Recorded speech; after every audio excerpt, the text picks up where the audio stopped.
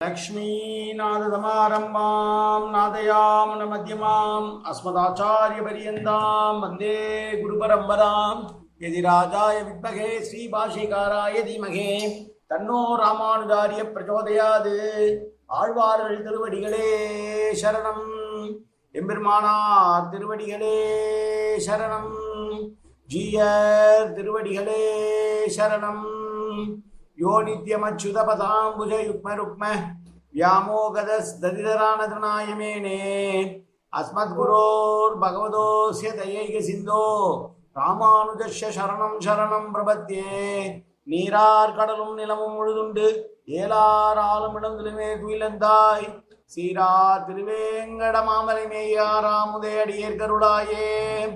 எல்லாம் வல்ல ஏழுமலையான் பெருந்தருணையால் 4000 திவ்ய பிரபந்த பாசுர பதிவேற்றங்கள் வரிசையில் இன்றைக்கு 2733வது நாள் பாசுர பதிவேற்றம். நம்மாழ்வாருடைய திருவிருத்தத்தினுடைய 94வது பாசுரத்தை சேவிக்க இருக்கிறோம். முதலிலே தனியன் கருவிருத்த குழி நீத்த பின் காமக்கடுமொழி வீழ்ந்து ஒரு விருத்தம் புக்குழல் வருவீர் உயிரின் பொருள்களுக்கு ஒரு விருத்தம் புகுதாமல் குறுகோன் உரைத்த திருவிருத்த தோரடி கன்றது திருநாட்டகத்தே. 94வது பாசுரம். மைப்படி மேனியும் செந்தாமரை கண்ணும் வைதிகரே மெய்ப்படியால் உன் திருவடி சூடும் தகைமையினார் எப்படி ஊர் ஆ மிலைக்கு குருட்டு ஆ மிலைக்கும் என்னும் அப்படியானும் சொன்னேன் அடியேன் மற்ற யாது என்பனே. இது தானான தன்மையிலே ஆழ்வார் பாடுகிற பாசுரமாக கொள்ள வேண்டும்.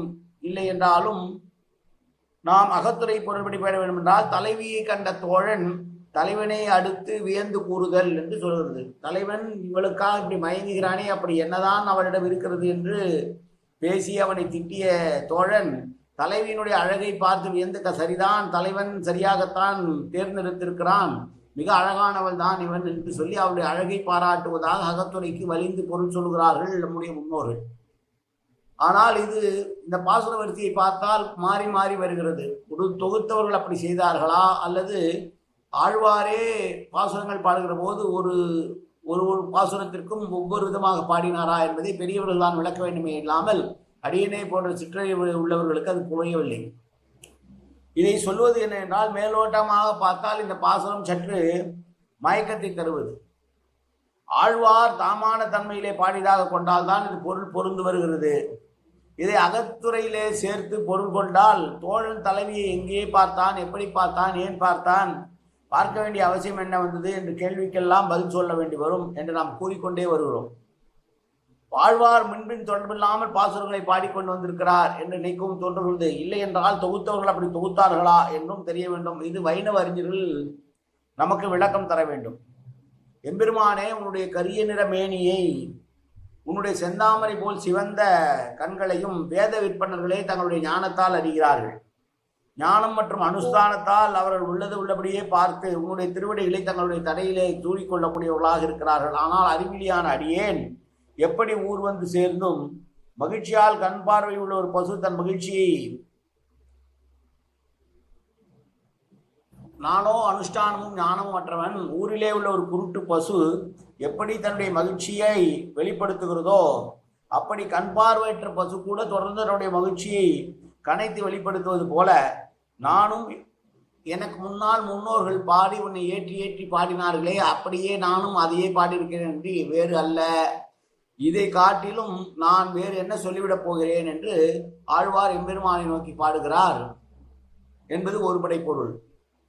தலைவியை கண்ட தோழன் தன் தலைவனை செய்தது சரிதான், தான் தலைவன் செய்தது சரிதான் என்று சொல்லுகிறான். தலைவி அழகு மிக்கவள் தான், அவன் அவளிடம் காதல் கொண்டது ஏற்புடையதுதான். தலைவியின் அழகையும் தலைவனின் மனத்தின்மையும் அறியாத நாம் தான் கடிந்துரைத்து தவறு செய்து விட்டோம் என்று வருத்தம் தெரிவிப்பதாக இந்த பாசுரத்திற்கு பொருள் சொல்லுகிறார்கள்.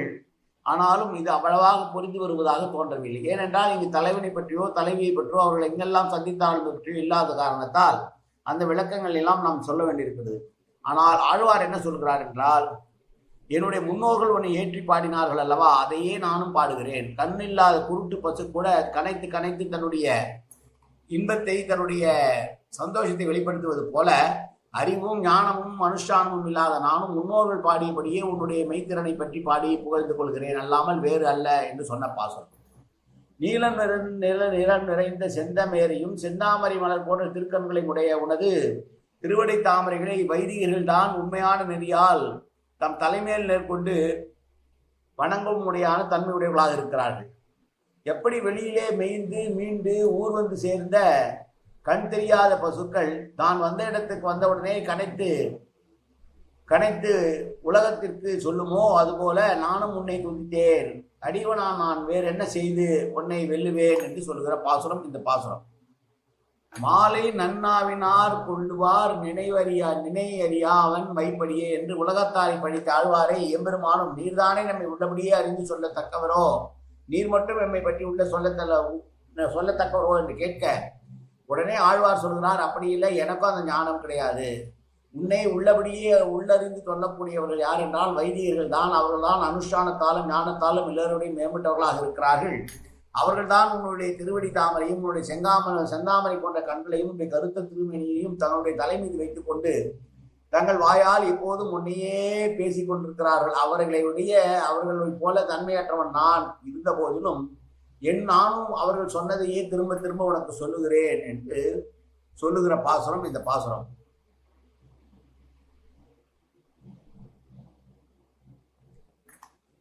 என்னதான் நாம் தனியாக பாசுரத்தை பார்க்கிற பொழுது ஆழ்வார் பேசுகிறார், தானான தன்மையிலே பாடுகிற போது உன்னை வியந்து பாடுவதற்கு எனக்கு அனுஷ்டானமும் இல்லை, ஞானமும் இல்லை.